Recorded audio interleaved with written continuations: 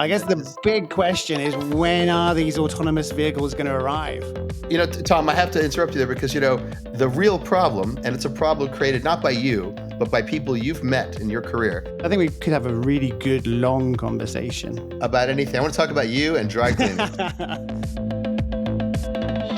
Welcome to this week's episode of My Wildest Prediction with Tom Goodwin. Today, we are blessed with the presence of Alex Roy. He is a former executive at the self-driving company Argo AI. He's the founder of a transportation consultancy called Johnson & Roy. But most interestingly of all, he's the author of The Driver, which tells the fascinating story of him breaking the cannonball record by driving extremely fast across America. Alex, welcome to the show. Thanks for having you on. Thank you so much, Tom. I'm thrilled to be on a show with you. Let's sort of kick this off with your wildest prediction. Well, I have two, and they're intertwined. The first one is that autonomous vehicles are inevitable. Wow. Absolutely inevitable. But the second, well, they're sister predictions, is that human driving will never die. So they're going to coexist at the same time?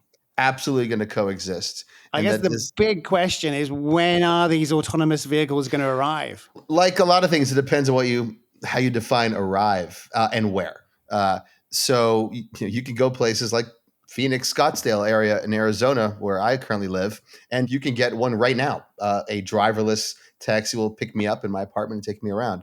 But if you want to do that in New York City, you're going to be waiting a long, long time.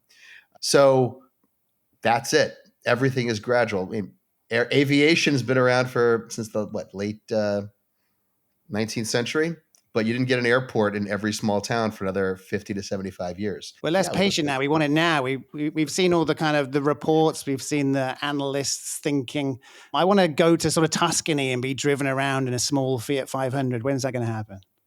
Tuscany, maybe a medium timeline within decades. The way I learned of you was from a commercial that made me very angry and highlights this exact point. There was for a long time an interstitial ad on CNN with very dramatic video footage of storms and like robots moving and people like running. And the narrator says, "Things are moving faster than ever before. How are we to keep up?" And every time I hear that, I get angry. And then one day I read you on LinkedIn. I'm like, this guy gets it. Like, everyone thinks change is everything everywhere all at once. It never is. Never. What's holding it back?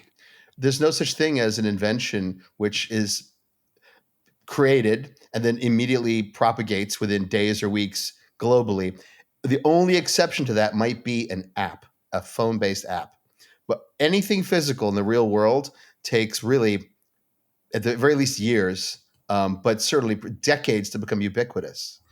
But normally there's this sense that sort of technology combines with other technology, code starts writing code, data gets collected at a faster rate, and then you get some sort of tipping point or accelerated returns. Is that not the sort of dynamic of self-driving cars? Well, I mean, if you have to open your iris, that tipping point, which may seem instantaneous, is decades in the making, decades.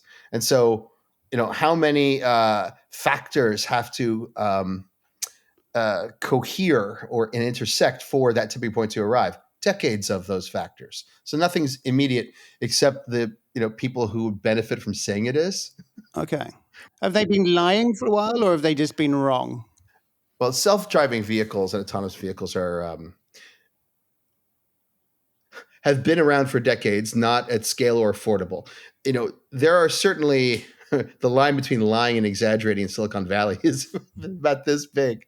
There were, in 2016, I believe, or 2015, 2016, there was Travis Kalanick, the founder of Uber, claimed that they were going to order 100,000 Mercedes-Benz S-Classes for delivery in 2020, and that we could expect a vast rollout.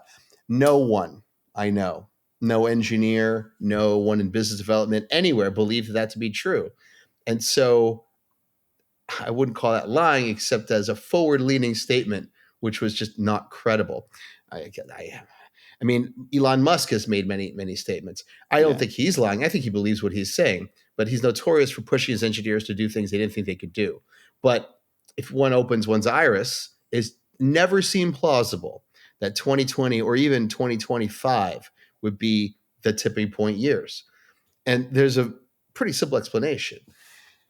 Even if the software worked perfectly to drive a vehicle or a driverless taxi today, right now, the life expectancy of a car, brand new car that people buy today is somewhere in the order of at the very least 11, 12 years.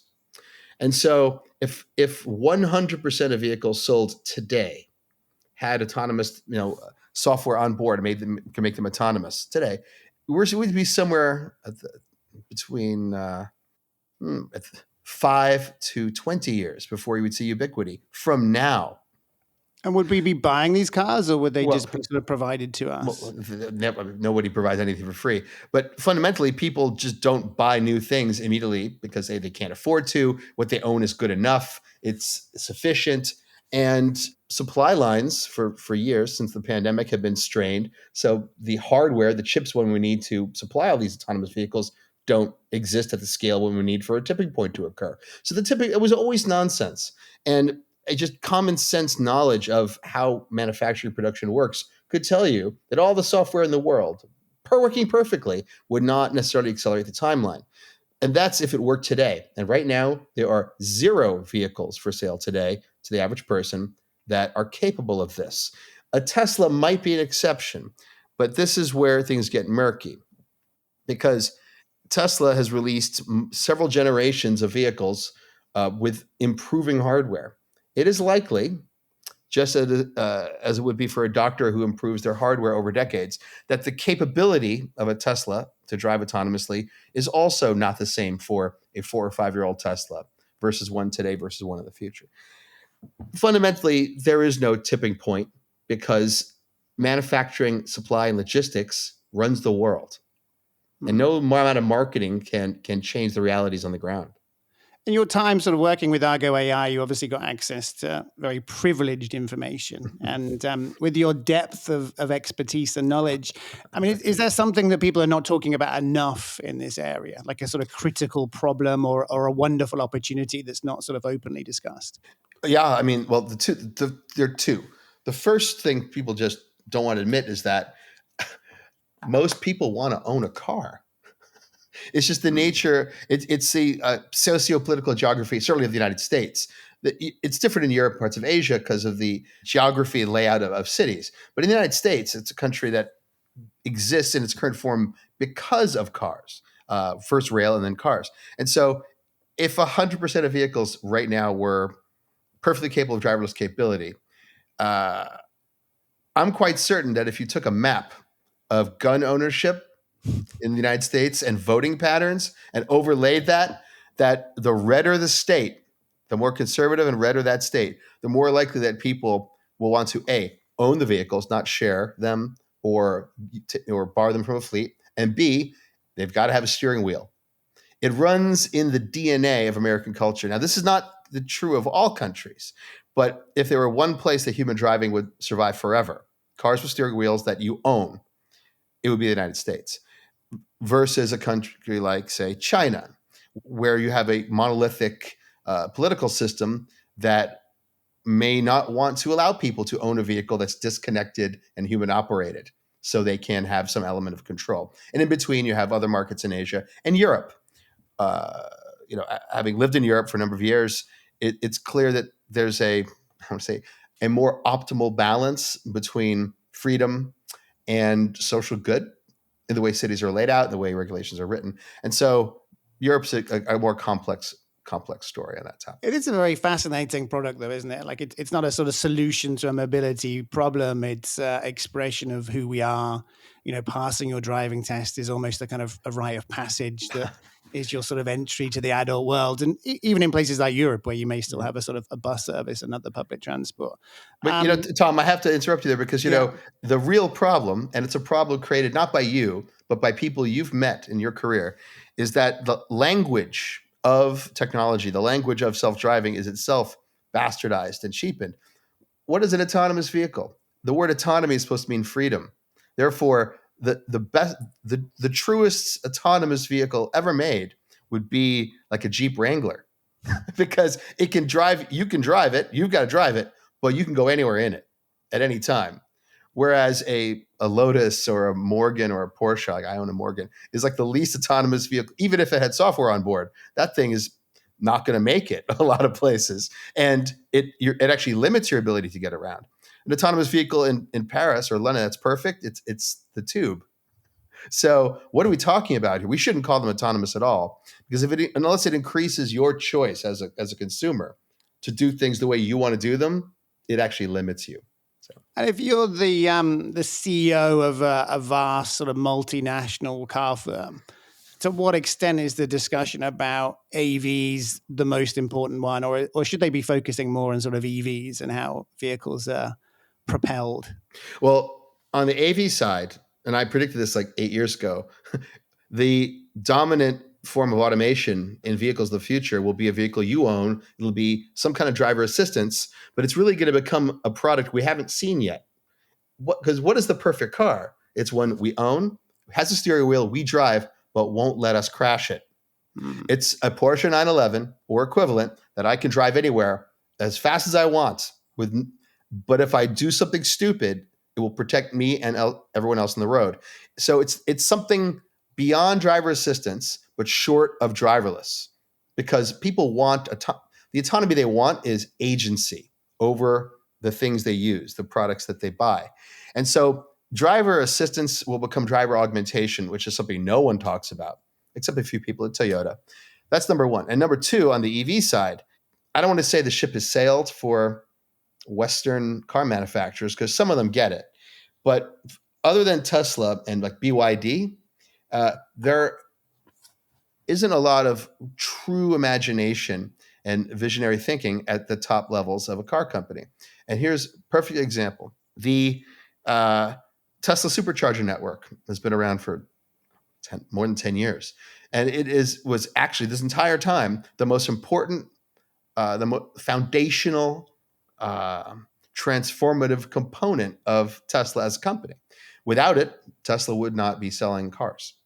And 10 years after it launched, we finally get other car companies saying that they're going to develop their own network.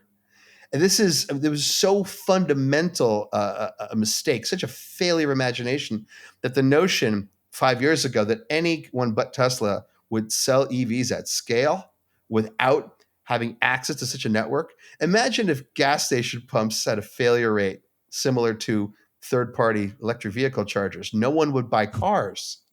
And I think maybe the failure of imagination is a failure to imagine failure. Mm-hmm. Because is it a kind of core competence thing? I mean, if you've spent 100 years making cars, the idea that you should sort of be buying or renting real estate and developing a charging network, I don't even know how they sort of have those conversations in a way. So interestingly, there was discussion inside Ford 100 plus years ago about, in the early days, of the internal combustion car industry, to potentially buy real estate open gas stations. And in there were a handful of gas stations, actual businesses that sold gas at the time. But most gas was purchased at pharmacies and hardware stores. That you have to bring a jug or buy a jug, and you didn't have regional or national branded gas station networks. But there also was a multi-decade ramp up of car production. So there was some tension there, because they were selling more cars than there were gas stations to support them for long distance drives. But for short distance, it was fine, because cities had unregulated curbside gas pumps.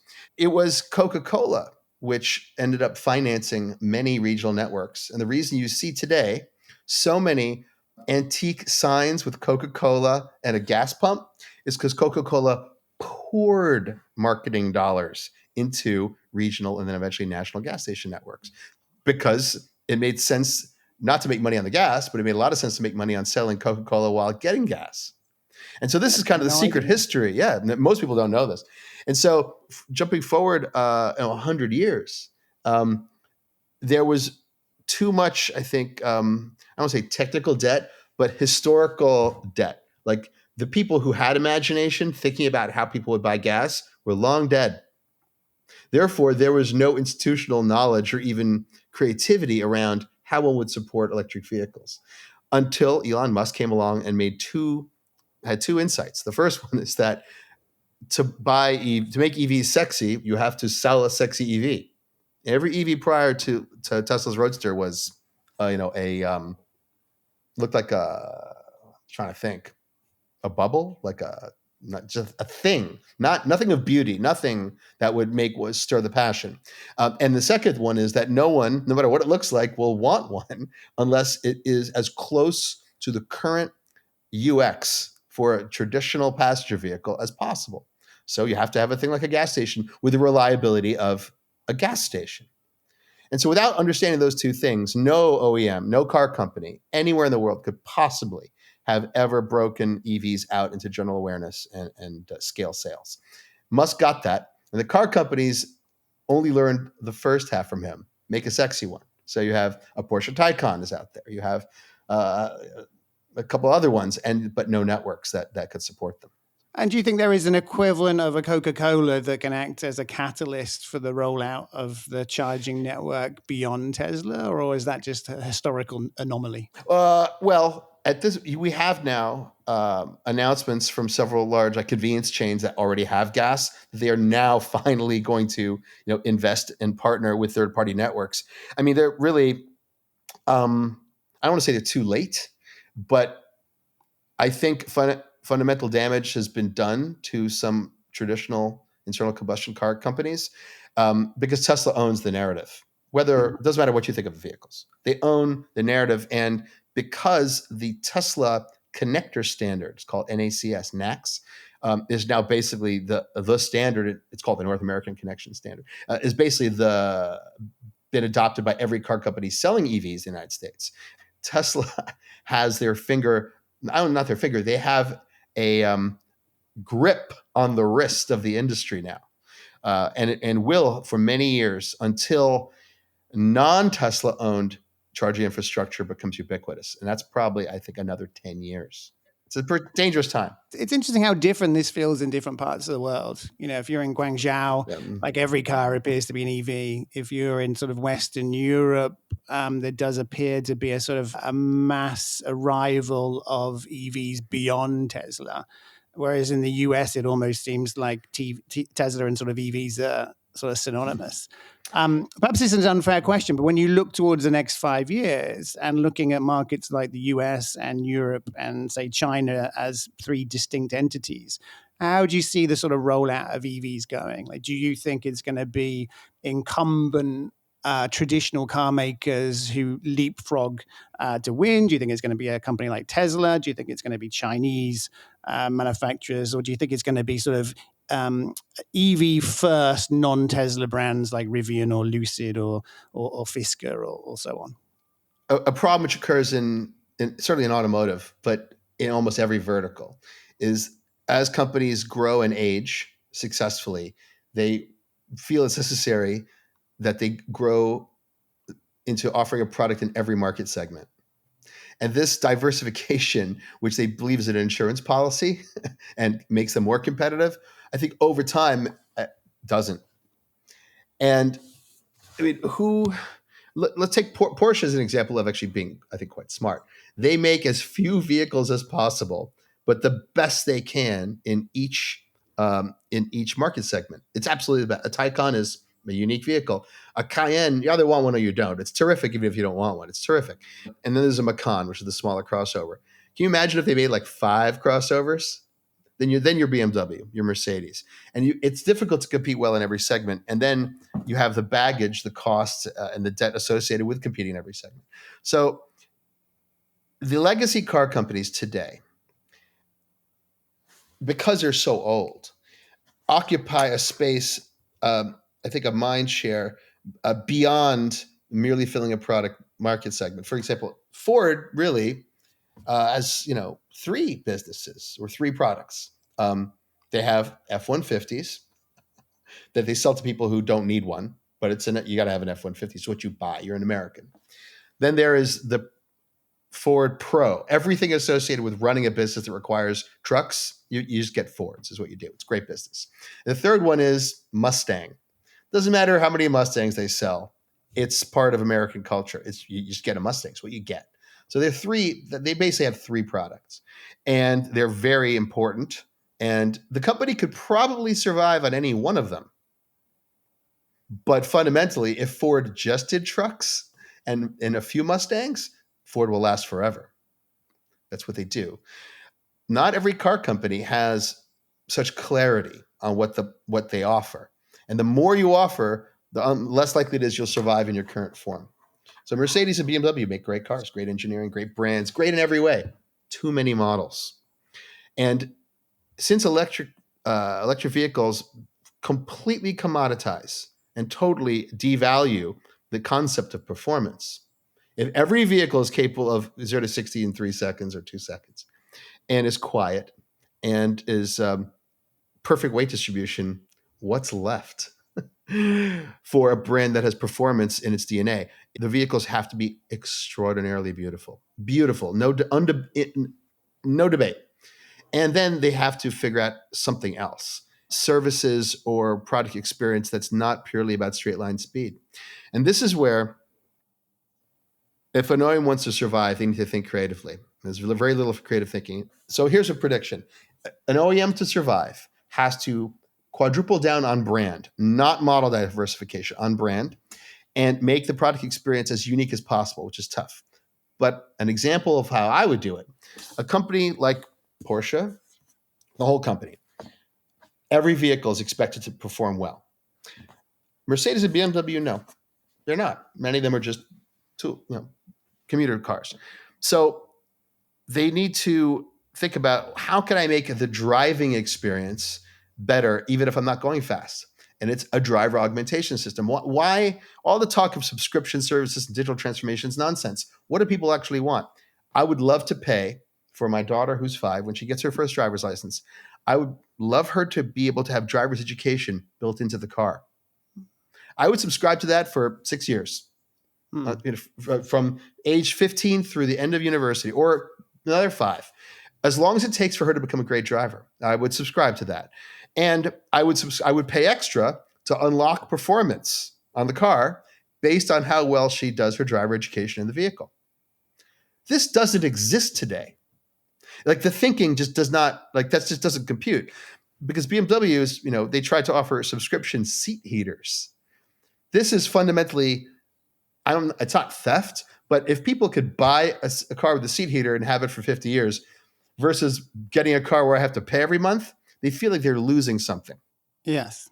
It kind of reminds me of an airline saying, give us $20 or we'll punch you in the face. And so you have to give people something new, which is fundamental to the concept of entertainment, and give it to them at a reasonable price, which is fundamental to the concept of value. And if you don't do both those things, you're going nowhere. Now, if you have an amazing brand on top of it, you'll have them forever. Apple's figured this out. But even though Apple, you pay a premium for it, you feel like you're getting value. It feels like you have something magical. Tip 1 is to kind of double down or triple down on the brand to make sure that people buying these vehicles sort of know what they're getting into, the lifestyle that they represent. Tip 2 is to sort of simplify the product range to make sure that your products are differentiated. Tip 3 is to kind of build out new products and services that create a more holistic driving experience in a way that uses imagination beyond what traditional car companies have done. If every competitor is offering the same of the third thing, you're dead. It's interesting. I mean, one of the most imaginative things I ever saw done by a car company was Tesla's dog mode, which was not extraordinary in terms of technology, but it was just a kind of mental muscle that I can't imagine another car manufacturer exercising, like a way of being sort of customer centric and doing something with what you've already got, which sort of satisfies a need. So it's always interesting to think what else might be in that kind of way of thinking. People give Musk a lot of grief for character flaws and X, Y, and Z, but there's nothing moves as quickly as a leader with passion and authority, rapidly iterating off of feedback. So think about people say, oh, why did he buy Twitter? Well, on Twitter, he has instant access to customer feedback, and within 24 hours, turning around software updates. Another car company could take 2 to 5 years to accomplish the same task. And that's exactly what they're doing. And you can see why Tesla commands mind space. We are probably about 3 hours away from the official launch and delivery of the first Cybertruck. What's your prediction about the future success of that rather crazy vehicle? How do you define success for such a vehicle, Tom?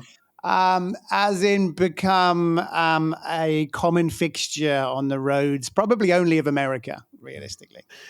I think the Cybertruck is going to be a huge hit. I think it's beautiful in the way Cubist art was when it first emerged. Very controversial. It's a permanent part of automotive history, and if you hate it, you're proving my point. It's how ambitious and wild and crazy and absurd and gorgeous it is to see someone take such a risk. A failure for them would be they build a few 100,000 of them and sell them and people make fun of them. That's a failure. A success is they've already succeeded. If they sold 100 of them and ceased production, they won because it's a media war, the war of perception. And Musk has won this over and over for 10 years. So how do you fight that? Yeah, that's interesting. I'm always interested to know which is the best way to enter a market from. Like, is it best to be an amazing battery company like BYD and then figure out how to make cars? Is it best to be a car manufacturer that's got a dealership network that can distribute and service cars? Is it best to be someone who doesn't really know how to make a car but understands software and services like Elon Musk? If you had to sort of bet the farm on one of those directions being the best way to thrive in the future of automotive, which one would you say is ideal? Uh, I hate that question because it's the most important question.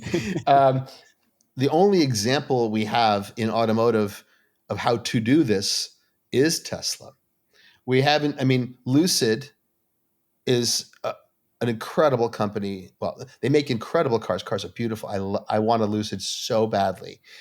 They need to come out with their third vehicle is the most important one. The second one, the Gravity SUV they just released, is beautiful too. But if they want to scale, they have to come out with an affordable vehicle, and they have one on the roadmap. So Lucid has a shot. Rivian has a shot because they're also beautiful vehicles, but they have to unpack or they have to resolve some issues internally with software. But no one has solved. You can't solve it all at once. So you have to start with financing. A lot of great companies that don't have it. You have to have an amazing product. A lot of companies don't have that. And then I guess where I'm really going as I talk this out is you have to have it all. Elon Musk didn't have manufacturing solved. He had everything else solved. He understood brand, he understood product, he understood user experience better than any car company up front. He didn't have manufacturing figured out. And as a result, the company was on the precipice more than once.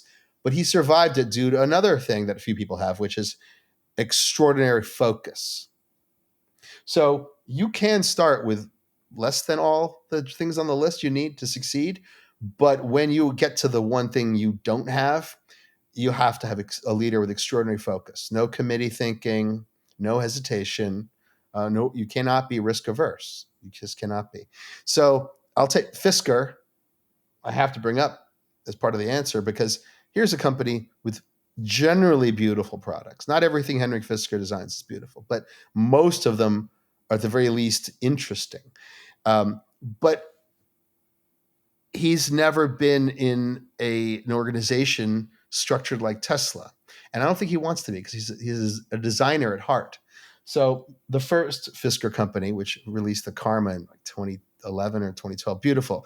When the Tesla came out and the Fisker Karma came out, I wanted a Fisker. I thought Tesla looked ridiculous. The big screen, I hated it. I love how the Fisker looked.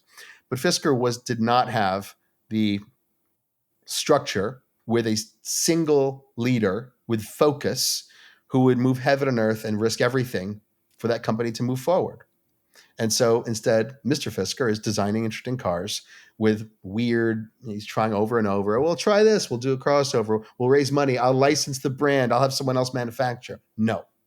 I mean, it's worth saying traditional car makers have made some pretty decent EVs, and perhaps across the world there will be some markets where EVs take longer to dominate the market, with cost being a sort of primary factor.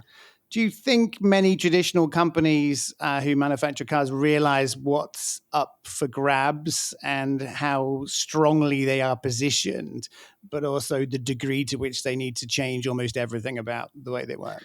I think they understand the threat, but they are unable to make the choices they need to make, unable to make them. Maybe there's labor issues or other issues, or they're unwilling. If a leader uh, at a company is expects to be in the seat for, say, 5 years or 3 years, or they're getting a retirement, it's easier just to coast and make a few superficial moves and let the next person figure it out. A younger leader cannot think like that, because the rest of their life will be defined by a failure of imagination. Whereas an older leader generally is protected by a deliberate choice to avoid imagination. And so the way people are promoted up into companies, as opposed to bringing someone from outside, is probably what's going to kill a lot of these big companies. And that's why startups, if you could find that extraordinary startup leader with a maturity for a long-term vision and wanting to execute themselves, very hard to beat. Very, very hard to beat. GM is an exception here, because Mary Barra, the CEO of GM, really has, under her watch, they had an incredible driver assistance product called Super Cruise, the first and best of its kind, that's been out there for a long time, which was horribly marketed and placed on too few models. So lost opportunity. But she did bet big, billions, on Cruise self-driving division to compete with Waymo and my former employer, Argo. So she's taking big bets, not afraid.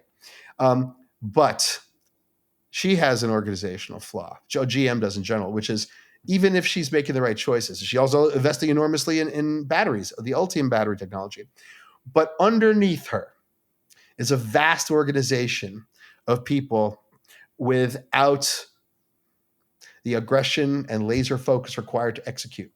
Underneath Elon Musk is a smaller organization of people that he fires the instant he didn't see the focus and aggression that he wants. And the results speak for themselves.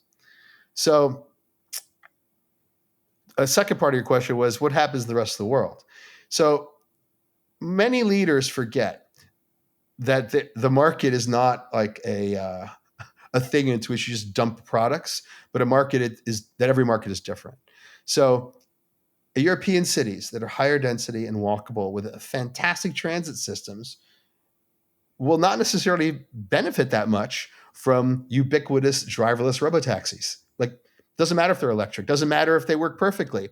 The actual geography of the cities is not optimal for them.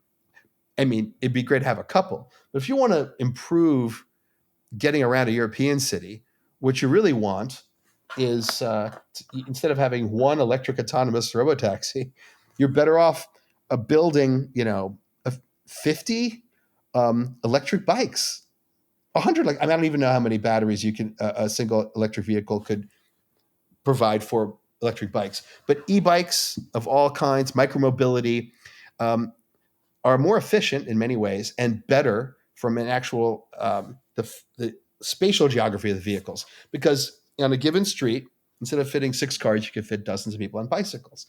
So a car company that claims they want to transform cities and improve life, urban quality of life and safety, would have to, if they want to be part of the solution in a real way, own an e-bike company and sell them in the same dealer as they sell a car. I mean, why are the products we use to get around split between different stores, different brands, and often different subcultures? Everyone's got to get somewhere, but bicycle people often hate car people. The companies that make the two things often don't like each other.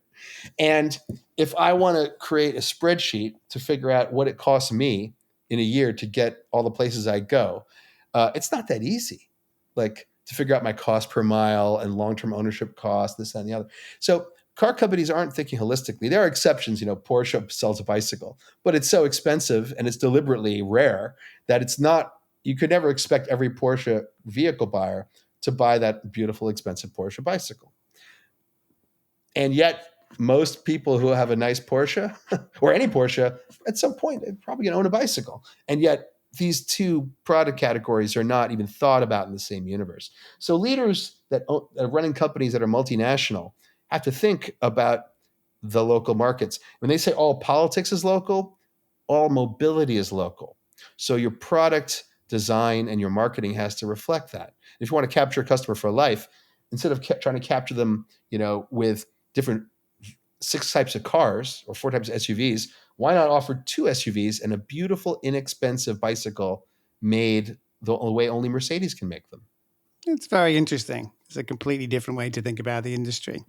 So I guess to kind of to end on and to sort of round out your prediction about the future, you said, I believe, that you think that autonomous vehicles are inevitable, but we won't always be driving them. What does that future look like? If you forget the nonsense and BS and all the trash foisted on us by long gone car company leaders and consultants and all the people I know you dislike as well, strip it away. What would be the perfect car? Perfect car of the future. There would be, I don't know, two types. There'd be, a crossover or SUV of some kind to move for families. And there'd be sports cars for people who don't have families yet or as the kids have grown up. So 2 physical form factors. And then they would all have steering wheels for the people who want to feel that they're in control. But you could opt out of it. And then the software on board would do this. It would, when I'm driving, not let me crash. But it would preserve all the fun of driving. That software doesn't exist yet. No one's built that. But if I don't want to drive, I could just get in the back and sleep, and it will take me from A to B safely. So I own it. It won't let me crash, and it can also drive for me. So it touches all of the wants and needs of any car buyer, and it would be electric. But if it was, say, an electric Porsche 911, I would subscribe to a database of the sound and feeling of every 911 ever made. And I could pay to pick the year and then the dynamics of the vehicle, because it's electric and everything's software defined. The dynamics of the vehicle, the physics of it would change based on which year and model I'd subscribe to. This would be sufficient, these technologies I just described, for 99% of the car buyers who have lived or will ever live. And for a subset of 1% who want an analog vehicle, internal combustion, old school, they will pay an insurance rate that's astronomical. But they will have an option to drive those cars. And there will be some new regime to assess their risk. That's the future of cars. There will be driverless buses and things with no steering wheel, of course. And as you get to Europe and Asia, you'll see more of that. But fundamentally, all humans are the same. They want to feel free. And the ultimate, AI, human-machine interface, or the ultimate human-machine interface has existed for 100 years. It's the car. Because when you say, even a car from 100 years ago, when you say, when you're in a crash, you never say, my car had a crash. You say, I had a crash. Because the first person to drive an internal combustion vehicle 100 plus years ago, when they got in that car, the car became an extension of their body. And we've been playing games with what words like autonomy mean ever since. I love it. Alex, I love the sort of depth of expertise you have, but also the altitude and the width that you can see things from. And I love your sort of focus on imagination and the future. But more than anything else, like a real sort of sense of empathy towards what it's actually like to be someone driving these things and owning them. So thank you very much for being on this week's show. Thank you. And I could not be more optimistic about the future. I love it.